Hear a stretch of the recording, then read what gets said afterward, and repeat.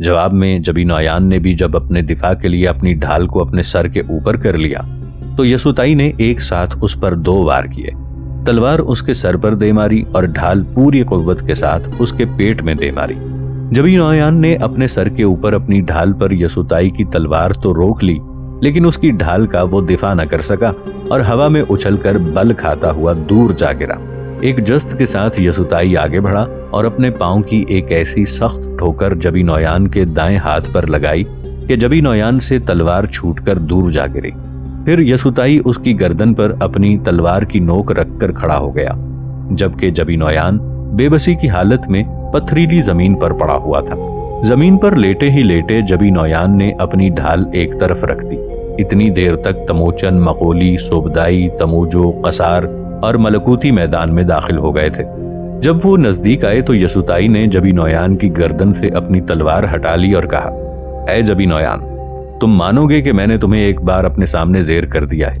اگر اپنی شکست میں تمہیں کوئی شک ہو تو اٹھ کر اپنے ہتھیار سنبھالو، میں ایک بار پھر تمہیں قسمت آزمائی کا موقع دیتا ہوں۔ جبی نویان اٹھ کر بیٹھ گیا۔ پھر وہ اپنے کپڑے جھاڑتا ہوا کھڑا ہوا اور یسوتائی سے کہا، میں اپنی شکست تسلیم کرتا ہوں، میں دوبارہ تم سے مقابلہ نہیں کر سکتا۔ مجھ سے منگولوں کے سردار نے تمہاری جو تعریف کی تھی، تم یقیناً اس تعریف سے کہیں زیادہ ہو۔ یقیناً تم ایسے تیغزن ہو جس سے بہت کچھ سیکھا جا سکتا ہے۔ تموچن قریب آیا اور یسوتائی کو گلے لگاتے ہوئے اس نے کہا، اے یسوتائی، آج تو نے یقیناً اپنا آپ دکھایا ہے۔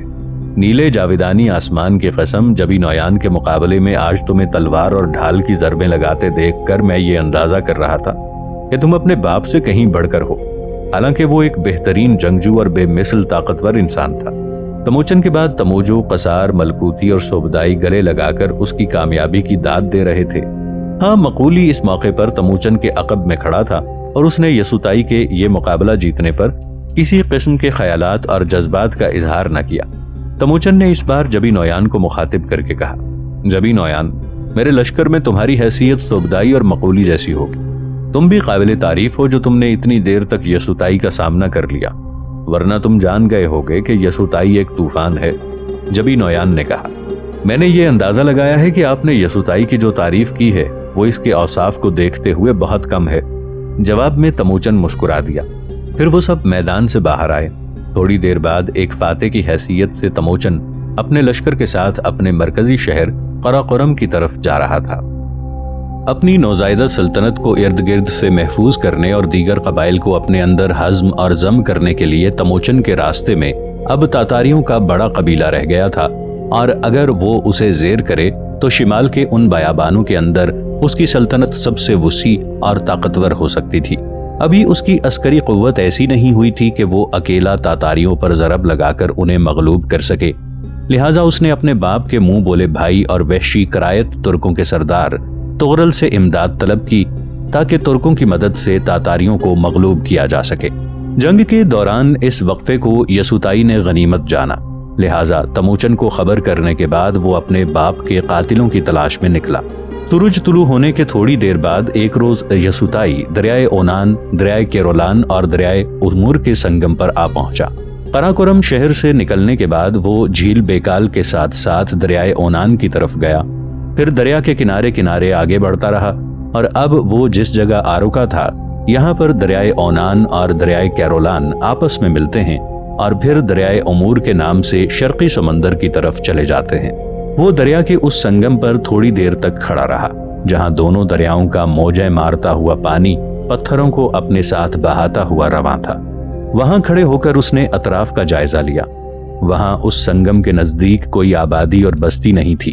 جس جگہ وہ کھڑا تھا وہاں پر شمال میں سائبیریا کا میدان کبیر تھا، جس کے شمال میں اور آگے برفستانی مرغزار تھے۔ اس کے جنوب میں دریائے امور بہہ رہا تھا اور دریائے امور کے جنوب میں کوہستان فنجان اور صحرائے گوبی کا آخری سلسلہ تھا۔ یسوتائی کے سامنے اب اپنے باپ کے 3 ہی جملے تھے: دریائے اونون، دریائے کیرولان اور دریائے امور کا سنگم، کوہستان فنجان اور کٹا ہوا پاؤں۔ وہ دریاؤں کے سنگم پر تو کھڑا تھا لیکن اسے آس پاس کوئی بستی دکھائی نہیں دے رہی تھی۔ اس کے ذہن میں یہ بات بھی گھوم رہی تھی کہ یہ 3 جملے کہنے کے بعد اس کے باپ منتاش نے صرف حرف سین ادا کیا تھا کہ اسے موت کی ہچکی آئی اور وہ ختم ہو گیا۔ शायद वो कोई ऐसा जुमला या लफ्ज कहना चाहता था जिसकी इब्तिदा सीन से होती थी। यसुताई ने फैसला किया कि वो कोहिस्तान फंजान की तरफ जाएगा, जो दरियाए उमूर के उस पार जुनूब में काफी दूर था, और उसके सामने दरिया के इस पार जुनूब में सहराए गोबी की रेत चमक रही थी। यसुताई ने देखा उससे चंद कदम आगे मशरिक में दरियाए उमूर पर लकड़ी का पुल था। उसने इस पुल को उबूर किया।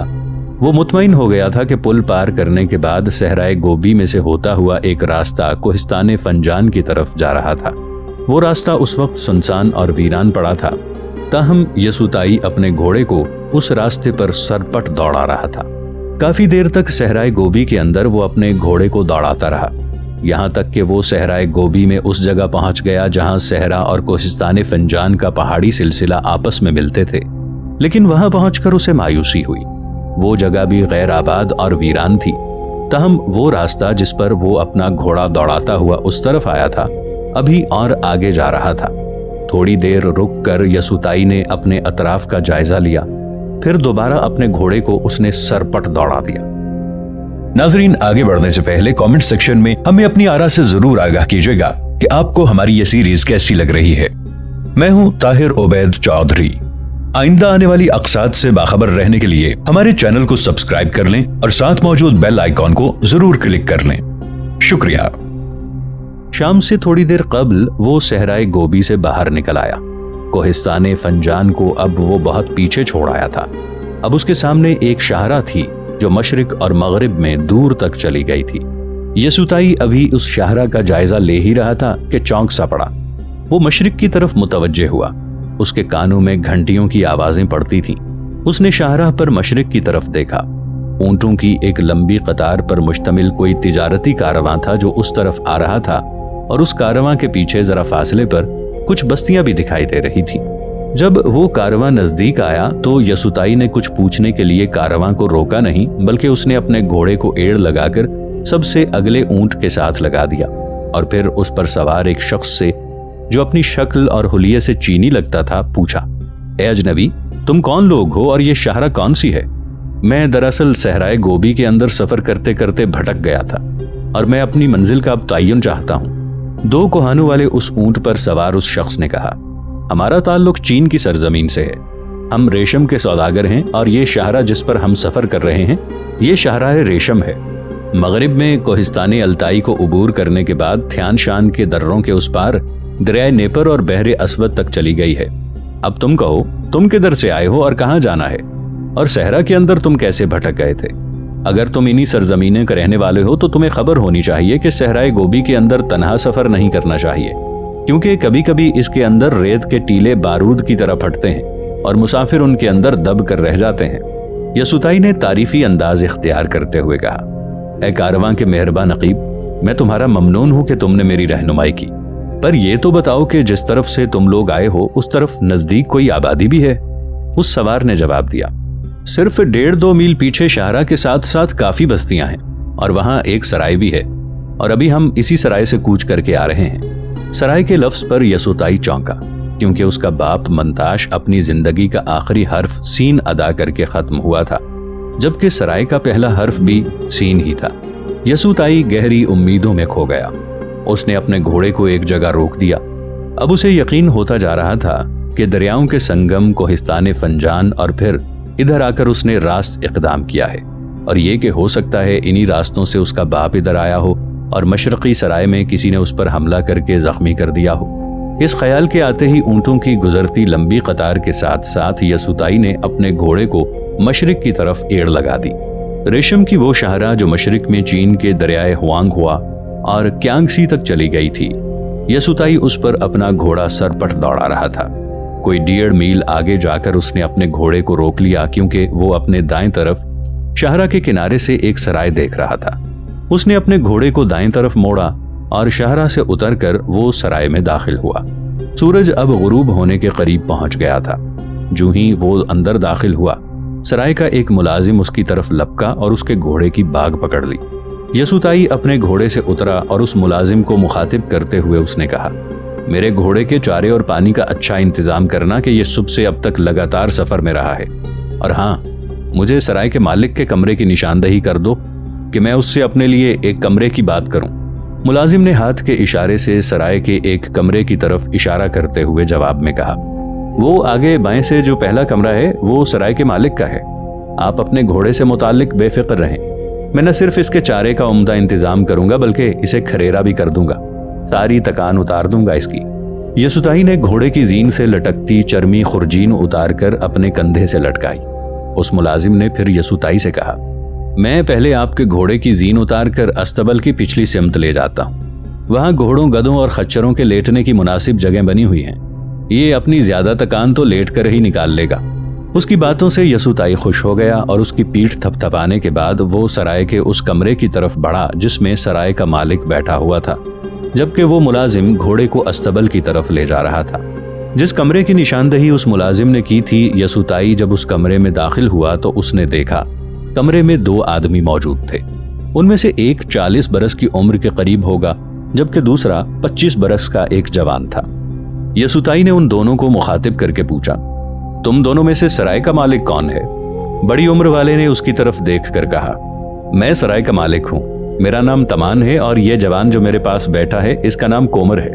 ये मेरा चचाजाद होने के अलावा मेरी बीवी का भाई भी है।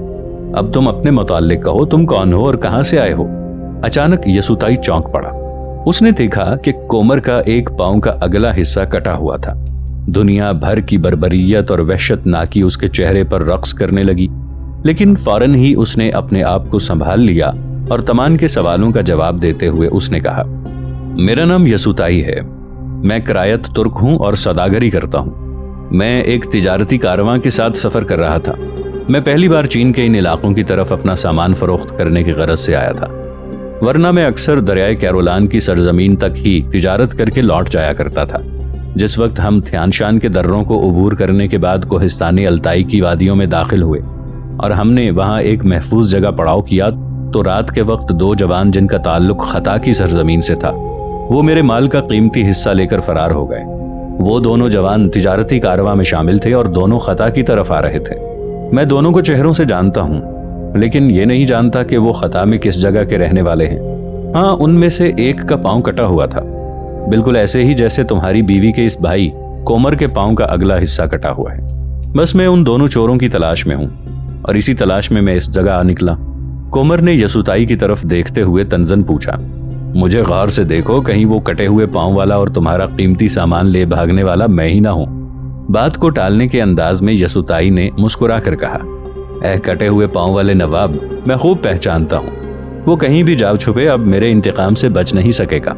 कोमर ने भी यसुताई को गौर से देखा और कहा, कहीं ऐसा ना हो कि तुम्हारा सामान लेकर भागने वाले यहीं कहीं नजदीक ही हों और मौका पाकर तुम्हें अपना शिकार बना लें और तुम्हारा खात्मा कर दें। यसुताई ने उस बार संजीदगी और फैसला कुन अंदाज में कहा, यह तो वक्त ही बताएगा कि कौन किसका शिकार करता है। फिलवक्त तुम लोग मुझे रात बसर करने की गरज से एक कमरा मुहैया कर दो। तमान ने कोमर की तरफ देखा और कहा, जरा उठो और इसे खाली कमरों में से एक कमरा दे आओ। कोमर उठकर बाहर चल दिया और यसुताई कुछ कहे बगैर उसके साथ हो लिया। कोमर ने एक कमरा दिखाकर उसकी चाबियां यसुताई के हवाले की और वहां से चला गया। यसुताई कमरे का अच्छी तरह जायजा लेने के बाद मसहरी पर लेट गया और सस्ताते हुए कुछ सोचने लगा। कुछ देर तक वो अपने कमरे में यूं ही पड़ा रहा। फिर वो किसी के चीखने चिल्लाने की बुलंद आवाज सुनकर उठ खड़ा हुआ। जब वो अपने कमरे से निकला तो उसने देखा कि कोमर चीखते चिल्लाते हुए उस मुलाजिम पर बरस रहा था जो यसुताई का घोड़ा लेकर अस्तबल की तरफ गया था। जब कोमर अच्छी तरह उस जवान की बेइज्जती करके चला गया तो यसुताई ने इशारे से उस जवान को अपनी तरफ बुलाया। वो भागता हुआ उसके पास आया। यसुताई उसे अपने कमरे में ले आया और उसे अपनी मसहरी पर अपने पास बिठाते हुए उसने बड़ी हमदर्दी से पूछा, ये कोमर तुम्हारी बेइज्जती क्यों कर रहा था? उस जवान ने कहा, ये बहुत बुरा आदमी है, किसी काम में थोड़ी सी भी देर हो जाए तो बुरी तरह बरस पड़ता है। मैंने आपके घोड़े को जरा देर अस्तबल से बाहर लिटाया, फिर उसे चारा डालकर मैं खरेरा करता रहा। बस इस काम में थोड़ी देर हो गई तो ये मेरी बेइज्जती करने लगा। बात को आगे बढ़ाने की गरज से यसुताई ने फिर पूछा, ये सराय का मालिक जिसका नाम तमान है, वो भी इस कोमर को नहीं समझाता कि दूसरों के साथ कैसा बर्ताव करना चाहिए? और हाँ, मैंने अभी तक तुम्हारा नाम तो पूछा ही नहीं। उस जवान ने इत्मीनान की खातिर एक बार उठकर बाहर झांका, फिर वो दोबारा यसुताई के पास आ बैठा और राजदारी से बोला, मेरा नाम कलोश है।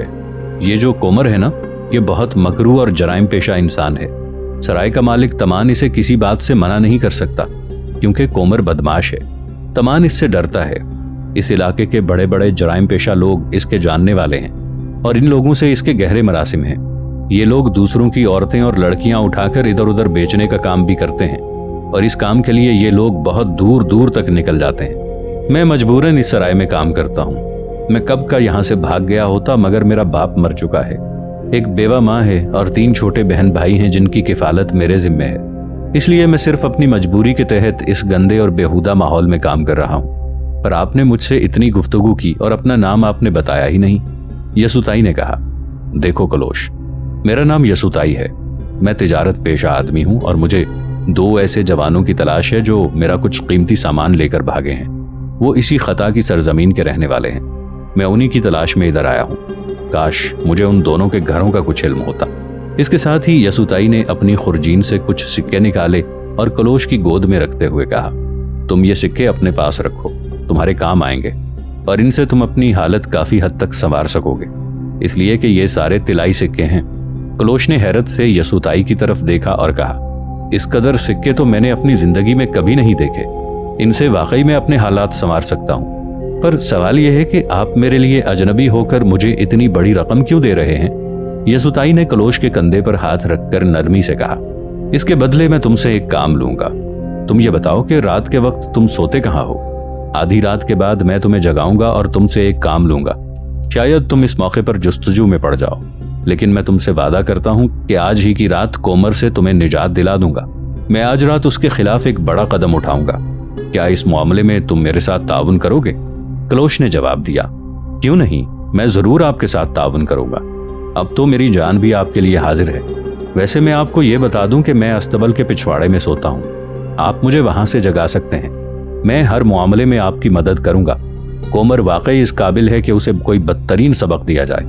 ये जालिम और अय्याश इसके साथी औरतों के व्यापार करके कितने शरीफ लोगों के घर उजाड़ते हैं। यसुताई ने राजदारी से कहा, पहले तुम मेरे लिए खाना लेकर आओ, फिर ये रकम जो मैंने तुम्हें दी है अपने घर छोड़ कर आओ ताकि कोई तुम पर शक ना कर सके। फिर आधी रात के बाद मैं तुमसे तफसीलन गुफ्तगू करूंगा। हाँ, तुम रात को ये जानकर सोना कि कोमर रात के वक्त कहाँ सोता है, ताकि मैं उस पर हाथ डाल सकूं। कलोश सिक्के संभाल कर उठ खड़ा हुआ और कहा, हर काम आपकी ख्वाहिश और मर्जी के मुताबिक होगा। अब मैं जाता हूं और आपके लिए खाना लेकर आता हूं। कलोश बाहर निकल गया। थोड़ी देर के बाद वो यसुताई के लिए खाना ले आया और वो खाना खाने लगा। काफी देर के बाद जब यसुताई अपने कमरे को अंदर से चटखनी लगाकर सोने की कोशिश कर रहा था कि दरवाजे पर किसी ने फौरन दस्तक दी। यसुताई फौरन उठ खड़ा हुआ। उसकी चर्मी पेटी मसहरी के पाए से लटक रही थी, जिसके साथ उसकी तलवार भी थी। उसका हाथ फौरन अपनी तलवार के दस्ते पर चला गया। साथ ही उसने पूछा, कौन है? बाहर से एक राजदाराना आवाज सुनाई दी, यसुताई, यसुताई, दरवाजा खोलो, मैं कलोश हूं। यसुताई ने जरा आगे बढ़कर दरवाजा खोल दिया और कलोश तेजी से कमरे में दाखिल हो गया। यसुताई ने पहले की तरह दरवाजा अंदर से बंद कर दिया। कलोश को उसने अपने साथ मसहरी पर बिठाया और पूछा, क्या तुम मेरे लिए कोमर से मुताल्लिक कोई खबर लेकर आए हो कि वो रात को कहाँ सोएगा और उस पर मुझे किस वक्त हाथ डालना चाहिए? कलोश ने डरते डरते कहा, मैं खबर तो कोमर से मुताल्लिक ही लेकर आया हूं, पर एक अफसोसनाक और बुरी खबर है। आपके कहने के मुताबिक मैं अपने घर चला गया था ताकि वो नकदी मां को दे आऊं जो आपने मुझे दी थी। मेरा घर तो यहाँ से करीब ही है, पर मेरी माँ ने मुझे बिठा लिया और आपसे मुताल्लिक तफसील जानने लगी।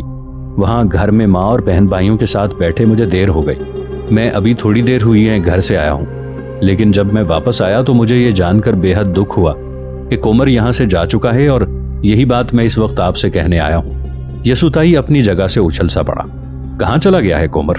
कलोश ने कहा, मैंने आपको बताया था कि वो एक जुराइम पेशा इंसान है और अपने साथियों के साथ लगातार कई हफ्ते और माह बाहर ही रहता है। मैं जब भी सराय में आया तो तमान से पता चला कि कोमर के कुछ साथी आए थे और वो उनके साथ चला गया है। यसुताई ने पूछा, क्या तुम बता सकते हो कि वो किस तरफ गया है ताकि मैं उसका ताक़ुब कर सकूं? कलोश ने नर्म लहजे में जवाब दिया, उसका ताक़ुब करने में आपको कोई फायदा ना होगा। अव्वल तो वो बहुत दूर निकल जा चुके होंगे, दोवम ये भी खबर नहीं कि वो किस समत गए हैं, और सिवम इसके साथ ही उसके साथी भी हैं और उनकी मौजूदगी में कोमर पर हाथ डालना आपके लिए सरासर नुकसानदेह होगा। यसुताई ने गुस्सीली आवाज में कहा। तो फिर मैं यहां रुककर उसकी वापसी का इंतजार करूंगा।